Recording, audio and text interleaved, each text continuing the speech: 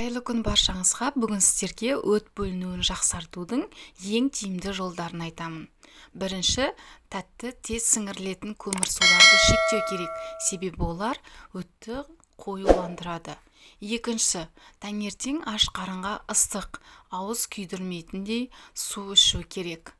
Үшінші, көп қимылдау, жеңіл жаттығулар жасау. Төртінші, лецитин өтті сұйылтады, бауыр ми жұмысын жақсартады. Капсула сұйық немесе ұнтақ түрін қолдансаңыз болады. Бесінші, урсасан немесе түрік урсактифі түнде жатардан алдын ішу керек. Глицинат магний немесе магний цитрат бір капсуладан бастау керек. Кешкі уақытта тамақтан кейін 2 сағаттан соң ішу керек.